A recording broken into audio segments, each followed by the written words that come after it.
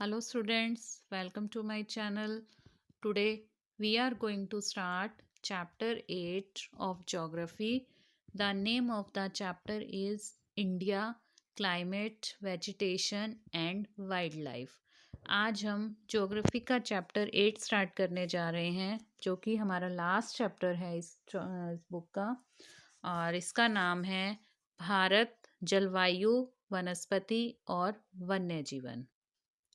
You read in newspapers daily and watch on TV or hear others talking about weather. आप weather के बारे में daily newspaper में पढ़ते होंगे, टीवी पर देखते हैं और दूसरों से बात भी करते हैं. You must know the weather is about day-to-day changes in the atmosphere.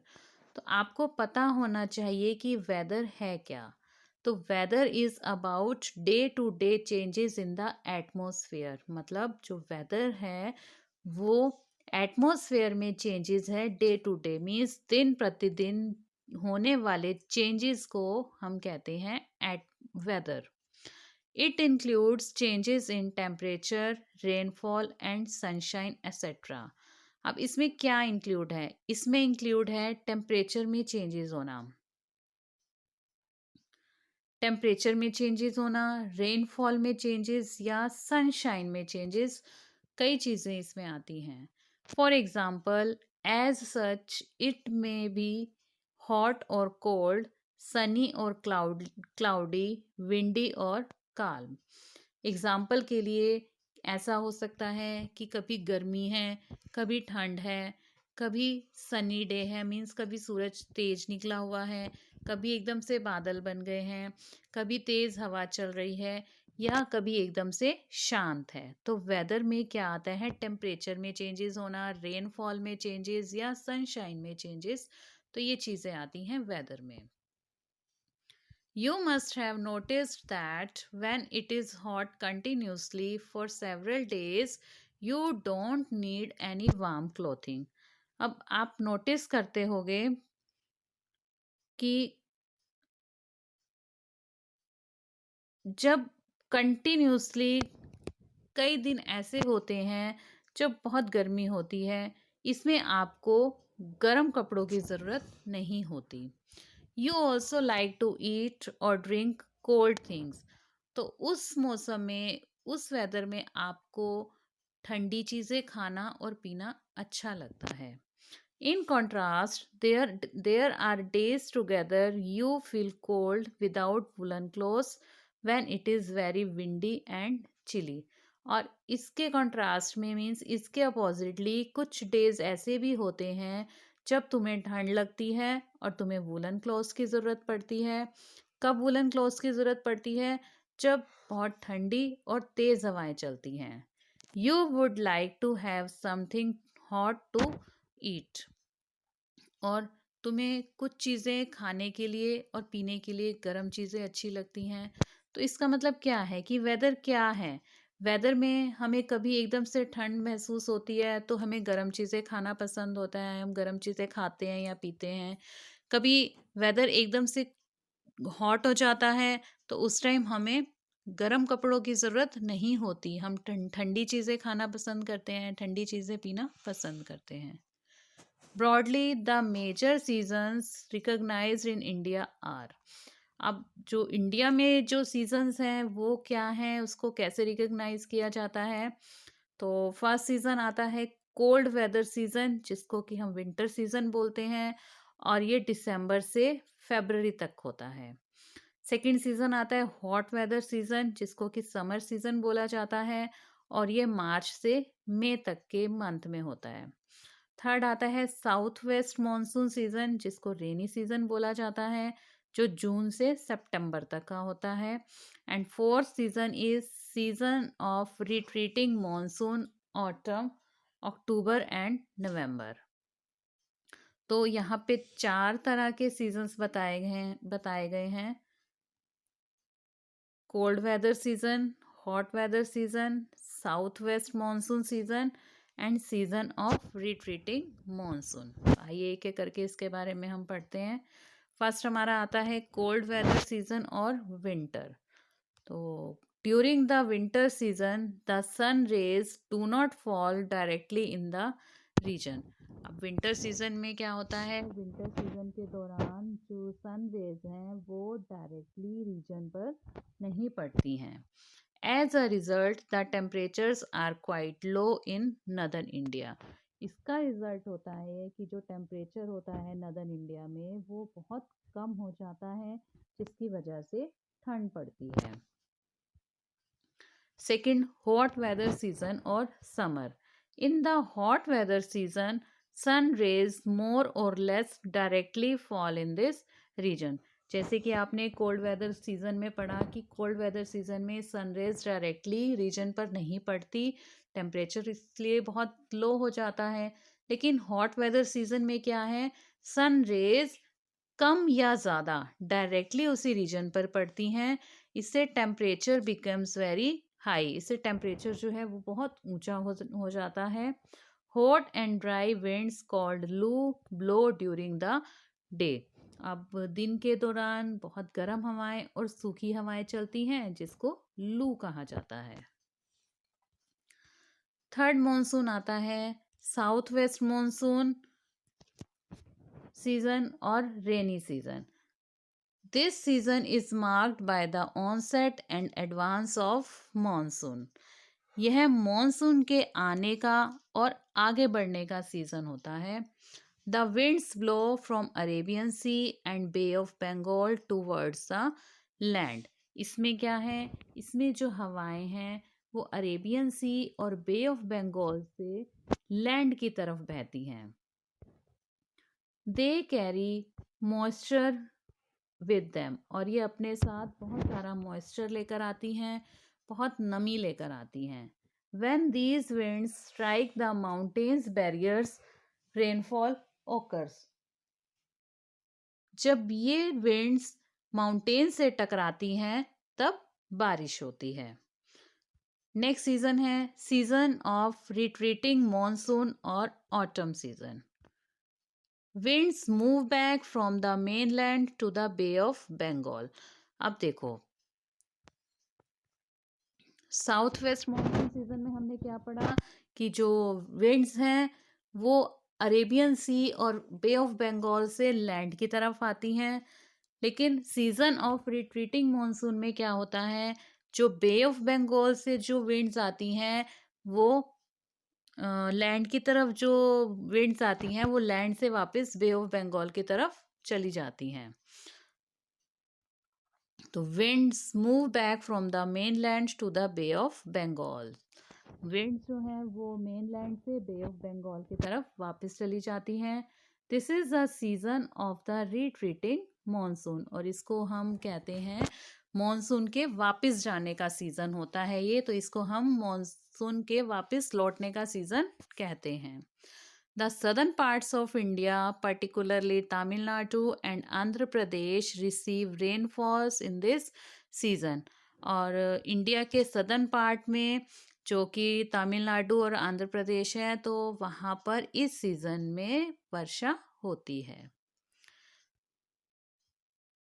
However, the climate is about the average weather condition which have been measured over many years. अब climate क्या है? Climate है किसी प्लेस पर कई वर्षों तक major किए गए मौसम के एवरेज को क्लाइमेट कहा जाता है।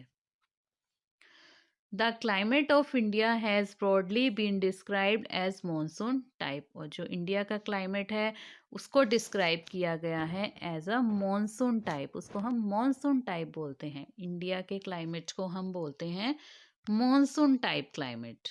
Monsoon is taken from the Arabic word मौसम विच मीन्स सीजन्स, और मॉनसून जो है वो एक अरेबिक वर्ड मौसम से लिया गया है जिसका मतलब है सीजन। Due to India's location in the tropical region most of the rain is brought by monsoon winds. क्योंकि हमारी इंडिया की जो लोकेशन है वो ट्रॉपिकल रीजन में है, इसी कारण से जो हमारे इंडिया में रेन होती है वो ज़्यादातर मॉनसून विंड से ही होती हैं। ट्रॉपिकल रीजन मतलब हमारा इंडिया जो है उसके बिल्कुल सेंटर से ट्रॉपिक ऑफ कैंसर होकर जा रही है। तो इसलिए हमारी इंडिया की लोकेशन ट्रॉपिकल रीजन में है, जहाँ पर मॉनसून विंड से ही बारिश होती है। Agriculture in India is dependent on rains. और जो इंडिया का एग्रीकल्चर है, इंडिया की जो कृषि है, वो भी रेन्स पर ही डिपेंडेंट है। Good monsoons means adequate rain and a bountiful crop. और गुड मॉनसून का मतलब क्या है कि अगर अच्छा मॉनसून है तो बारिश अच्छी होगी, और अगर बारिश अच्छी होगी तो क्रॉप्स भी बहुत अच्छी होंगी।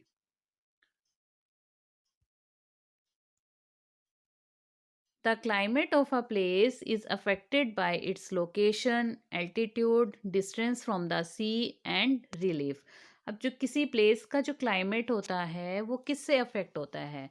That is affected by its location. Location के द्वारा अफेक्ट होता है किसी भी प्लेस का क्लाइमेट, कि किसी भी प्लेस की लोकेशन क्या है, वो कहाँ पर लोकेटेड है। एल्टीट्यूड कितना है, मीन्स उस प्लेस की हाइट कितनी है। डिस्टेंस फ्रॉम द सी, कि उस प्लेस की सी से कितना डिस्टेंस है, सी से वो कितनी दूरी पर है प्लेस। एंड रिलीफ मीन्स उस प्लेस का रिलीफ कैसा है, माउंटेन्स हैं, प्लेन्स हैं, प्लेट्यू हैं। तो ये कई चीज़ें हैं जो एक क्लाइमेट को अफेक्ट करती हैं। कौन कौन सी चीज़ें? Location, altitude, distance from the sea and relief. Therefore, we experience regional differences in the climate of India. इसलिए हम क्या देखते हैं कि हम इंडिया के क्लाइमेट में रीजनली बहुत ज़्यादा डिफरेंस पाया जाता है। मीन्स अलग अलग रीजन पर अलग अलग तरह का क्लाइमेट देखने को मिलता है। Jaisalmer and Bikaner in the desert of Rajasthan are very hot, while Dras and Kargil in Jammu and Kashmir are freezing cold. अब एग्जाम्पल के लिए राजस्थान के जो डेजर्ट हैं वहाँ पर जैसलमेर और बीकानेर वो बहुत गर्म प्रदेश हैं, जबकि जम्मू कश्मीर में द्रास और कारगिल जो हैं वो फ्रीजिंग कोल्ड हैं, मतलब वहाँ पर बर्फ जमा देने वाली ठंड है। मीन्स जैसलमेर और बीकानेर में बहुत गर्मी है, लेकिन द्रास और कारगिल में बहुत ठंड पड़ती है। Coastal places like Mumbai and Kolkata experience moderate climate. और जो कोस्टल प्लेसेस हैं, जो कि सी के पास वाले जो प्लेसेस हैं, जैसे मुंबई हो गया, कोलकाता हो गए, वहाँ का क्लाइमेट कैसा है? मॉडरेट क्लाइमेट होता है। मीन्स ना वहाँ ज़्यादा गर्मी होती है और ना ही ज़्यादा ठंड होती है। They are neither too hot not too cold. वो ना तो ज़्यादा ठंडे प्रदेश होते हैं, ना ही ज़्यादा गर्म प्रदेश होते हैं। Being on the coast these places are very humid. अब ये जो प्लेसेस हैं, मुंबई है, कोलकाता है, ये समुद्र के पास होने के कारण बहुत ही ह्यूमिड प्लेसेस हैं। ह्यूमिड का मतलब वहाँ पर बहुत ज़्यादा मॉइस्चर होता है, बहुत चिपचिपापन होता है।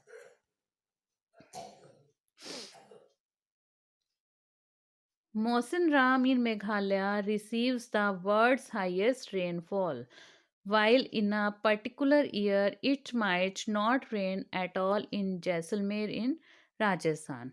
अब मौसिनराम जो कि मेघालय में है, वहाँ पर वर्ल्ड की सबसे ज़्यादा रेन होती है, जबकि राजस्थान में जैसलमेर एक जगह है जहाँ पर कुछ साल बारिश होती ही नहीं है। तो ये तो था सीजन्स के बारे में, क्लाइमेट के बारे में। अब हम बात करते हैं नेचुरल वेजिटेशन कि नेचुरल वेजिटेशन क्या होता है। We see a variety of plant life in our surroundings. हम अपने चारों ओर बहुत सारे प्लांट्स की वैरायटी देखते हैं कि हमारे आसपास बहुत अलग अलग तरह के प्लांट्स पाए जाते हैं। How nice it is to play in a field with green grasses. और कितना अच्छा लगता है कि जब हम किसी खेत में हरी हरी घास पर खेलते हैं। There are also small plants called bushes and shrubs like cactus and flowering plants etcetera. अब वहाँ पर हमें छोटे छोटे प्लांट्स भी देखने को मिलते हैं, जैसे बुशेस हो गए, शर्ब्स हो गए, तो बुशेस में जैसे कैक्टस आया, और शब्स में बहुत अच्छे अच्छे सुंदर सुंदर फूलों वाले प्लांट्स होते हैं. Besides, there are many tall trees, some with many branches and leaves, like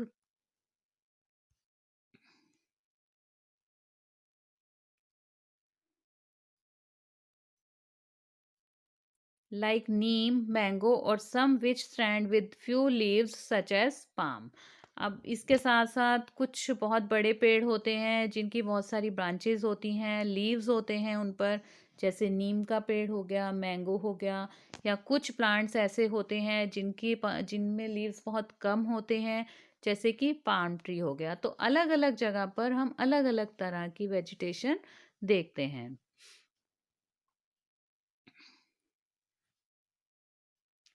The grasses, shrubs, and trees which grow on their own without interference or help from human beings are called natural vegetation. अब natural vegetation क्या है? जो grasses, shrubs या trees जो कि अपने आप ही grow करते हैं, अपने आप ही उगते हैं, विदाउट इंटरफेरेंस और हेल्प फ्रॉम ह्यूमन बींग्स, जो कि बिना ह्यूमन बीइंग की इंटरफेरेंस से या उनकी हेल्प से जो ग्रासेस, शर्ब्स या ट्रीज अपने आप उग जाते हैं, उनको हम कहते हैं नेचुरल वेजिटेशन. मीन्स इसमें ह्यूमन बीइंग का कोई हाथ नहीं होता, उनकी कोई हेल्प नहीं होती प्लांट्स को ग्रो करने में, ये अपने आप ही उग जाते हैं. Do you wonder how these differ from each other? क्या तुम जानते हो कि ये एक दूसरे से कैसे डिफर होते हैं, कैसे अलग होते हैं? Different types of natural vegetation are dependent on different climate conditions. अब जो अलग अलग तरह के नेचुरल वेजिटेशंस हैं वो डिपेंड करते हैं किस पर? अलग अलग तरह की क्लाइमेट कंडीशंस पर. मीन्स अगर अलग अलग हर जगह का अपना अलग क्लाइमेट होता है, तो उसी क्लाइमेट कंडीशन के बेस पर ही अलग अलग तरह की नेचुरल वेजिटेशन पाई जाती हैं. Among which the amount of rainfall is very important. अब इसमें जो रेनफॉल है, जो बारिश है, वो सबसे ज़्यादा इम्पॉर्टेंट है. क्यों? क्योंकि नेचुरल वेजिटेशन कैसे होगी? अगर बारिश नहीं होगी तो नेचुरल वेजिटेशन नहीं हो पाएगी, अपने आप पेड़ पौधे नहीं उग पाएंगे. तो इसलिए रेनफॉल जो है वो नेचुरल वेजिटेशन के लिए बहुत इम्पॉर्टेंट है. Due to varied climate conditions, India has a wide range of natural vegetation. अब अलग अलग क्लाइमेट कंडीशन होने के कारण इंडिया में अलग अलग तरह की नेचुरल वेजिटेशन पाई जाती है. तो ये तो था नेचुरल वेजिटेशन के बारे में. So here part 1 is completed. Part 2 we will read in our next video. Till then, bye bye students.